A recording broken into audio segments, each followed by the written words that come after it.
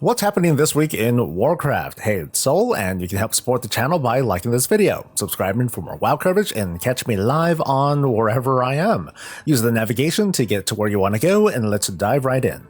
The Twitch drop for the Ghastly Charger mount ends September 19th, 10 AM Pacific, making this the last few couple days for you to earn and claim your mount. Meanwhile, the Support a Streamer program to get a pet by gifting 2 subscriptions on Twitch is happening for an additional week. Let's highlight the hotfixes and class tuning that's happened over the past week. Enchanters were given a new ability to shatter the rare quality gleaming shards into uncommon storm dust. The quality of the dust depends on the quality of the original shard and factors in your skill at disenchanting. Digging through dirt across Khazalgar is still good, but it's just a little bit less lucrative. There's now a per character cap of earning at most 100 Valor Stones by turning in this wax stuff 25 times, and this resets each week. It sounds kinda sucky, but personally I can't mentally handle that much digging for dirt, I got other things to do. The biggest hotfixes affected delves. It felt like a bit of a roller coaster, so I'm going to summarize. Group size and comp, it's a bit more consistent, where enemy health and damage will go up with greater numbers. Brand's cooldowns have been lengthened a little bit. He deals a lot more damage, and there should no longer be a bug where Brand does uncharacteristically high damage like in the millions, and I'll talk more on delves later in the guide. Now for this week's class tuning, just ahead of the Mythic week. I'm going to show everything on screen but not read every line. I'm going to summarize, I'll give a take or two, and I'll let you pause to read all the details. Death Knights are getting buffs to their Sandlane hero tree with increased throughput. This may be doubling into overall buffs for Blood DKs, with an additional buff to Vampiric Strike in their spec in particular. Demon Hunters had mostly bug fixes but should result in higher throughput of their I-Beam. Balance Druids are getting an overall throughput buff with special attention paid to Star Surge and Starfall for them big numbers. Feral Druids are getting the same, flat buffs with additional targeted buffs to their rotational abilities. Even Resto's getting a bump in healing, but also to their damage, although the Druids on my team are probably like, dude, when do we get a chance at dealing damage?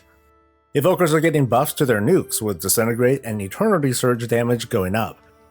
Arcane Mages are being taken for a ride, with reductions to Sun Fury Arcane throughput and bumps to general Fire Mage damage, notably on Living Bomb.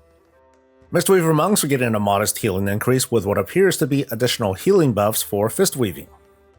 Holy Paladins got a double slap with reduced healing overall and another nerf to how much Avenging Crusader contributes. It basically sums up to the ability being about 20% less effective after factoring in the damage increases to some abilities, but Holy Prism is much more effective as a targeted burst, I guess? Meanwhile, Retribution damage got a nerf to their Herald of the Sun damage, and Protection is apparently just fine. Shadow Priests are getting an overall throughput increase, but lost a little bit of their cleave damage. Rogues got some odd changes, losing throughput across the board, but some of it got moved over to their set bonus, I guess? Shaman also got some nice buffs across the board, including their 2 set bonus, but they'll get thrown off a bit as their Feral Spirit effectively has a longer cooldown. Demo and Jester Logs got some pretty effective buffs to their main abilities, hopefully putting them in striking distance with Affliction. Finally, Warriors are mostly getting nerfs to AoE and Cleave with other targeted buffs to abilities to compensate. The hotfixes mostly reflect data from Warcraft logs, but there are many factors to consider. It's the first week of the season, and the logs shown here reflect first kills and new strategies, and probably poor optimization. Blizzard's focus is to work on the top and bottom of these charts and get balance closer to the middle. It's a fair argument to suggest Blizzard instead buff everyone who's below the top, but as you can see visually, it's that much more work, and in the long run it would end up making encounters probably too easy too fast. That's just my take, and, well, what do I know? I'm just a delve person. The season gets into full swing this weekend, here's what to expect. Mythic raids open up, and the race to World Force gets into high gear as soon as, teams get some more heroic splits in. Raid Finder 2 opens up and includes 3 more bosses, so let's take a look at the notable loot. The first boss drops shoulder tier tokens and an on-use strength trinket. On the very rare loot table is a tailoring recipe and a cape that procs a pretty powerful defensive that's effective for virtually everyone. The second boss drops chest tier tokens, a healing trinket, and this very interesting stat trinket. It stacks primary stats while standing still. When moving, these stats start to go away, but you also start building secondary stats instead. And when you stop moving, this just goes in a loop, and ultimately it's a passive throughput bonus. The magic is with the 2-minute on use, where it suspends stacks for 20 seconds. It makes use of the trinket a little bit weird to line up with anything, but it's kind of neat anyway. And this boss also drops a cooking recipe on its very rare loot table. The third boss drops a leg token, so this is a big week for tier and more trinkets. One is a non-use that gives massive primary stats, but you have to complete a random task that might not make this trinket worth it. The other is an agility trinket, but primarily for rogues or shaman, as there's a weapon on the very rare loot table for a fist weapon that'll activate a set bonus. Also on the very rare loot table are blacksmithing plants for an agility dagger with what seems to be a pretty potent proc. Story mode for the raid will also be available. I don't know how to access it, but the first place I'm going to look will be in the raid finder pulldown. This can be done solo or with up to 5 players, and what you get is story. Rewards, not so much. With Mythic Plus World opening up, you'll stop over at the Mythic Plus Hub over at these coordinates in Dornogal. I'll cut to the chase and tell you what gives what. Hero gear at the vault is earned by running 3s, while running 7s is going to make them drop at the end of a dungeon. Rune Crest to upgrade champion and hero gear will start dropping in 5s, and Gilded Crest for the best gear will drop in 10s and higher, which will also be your path towards myth gear. As we get into the motions and rotations, we'll cover the affixes, but for now, keep the following in mind. Starting at level 2 keys, Xal'atath's affixes will be in play. There are 4 and they rotate each week. These affixes reward good gameplay and higher DPS, and I guess at the same time it punishes errors, which is also to say you get double punished for messing up. At level 4 keys, either Fortified or Tyrannical will come into play, and that'll rotate each week. At level 7s, dying incurs a 15-second penalty up from 5, making the push to higher keys that much more punishing if there's a full wipe. At level 10, you'll deal with both Fortified and Tyrannical regardless of the rotation. And at 12s and higher, these Xal'atath affixes are shut down. Higher keys will just continue increasing health and damage values throughout the dungeon. But you know what, never mind everything, because Timewalking's in town. It's Burning Crusade week, which means we should expect a piece of champion gear after completing 5 Timewalking dungeons or defeating enough Timewalking raid bosses. And speaking of the raid, champion gear will drop from Timewalking Black Temple, with a piece of hero gear at the end you can turn into tier if you wish. Cooking Impossible is the brawl this week, Pirates Day is happening this coming Thursday, and the day after, Brewfest begins for a bunch of cosmetics and bonus gear. Be on the lookout for any new customizations on our Delve mount. Since I mentioned it, let's circle back and talk about Delves.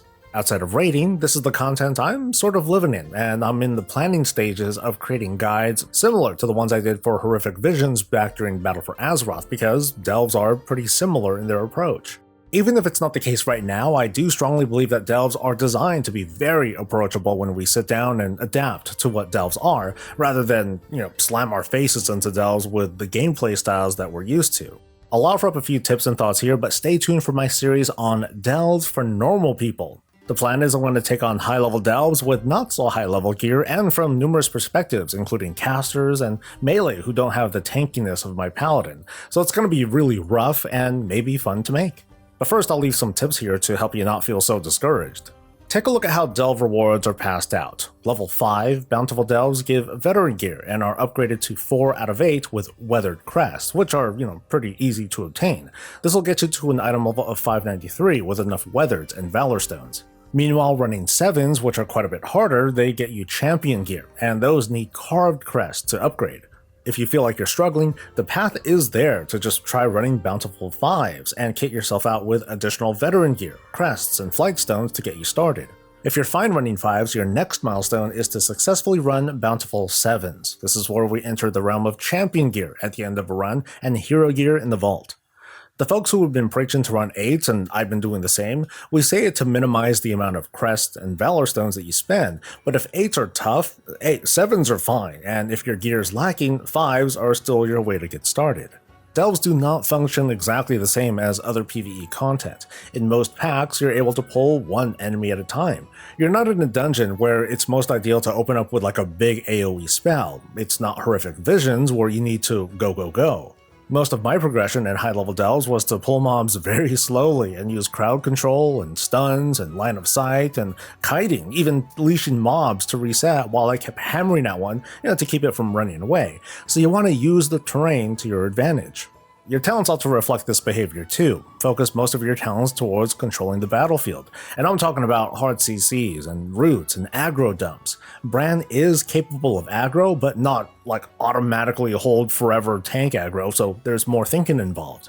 If we think about it, delves are supposed to feel like endgame for a certain level of player, and in my opinion, it would be pretty bad design if it was just, if brute force and item level is all there is to it.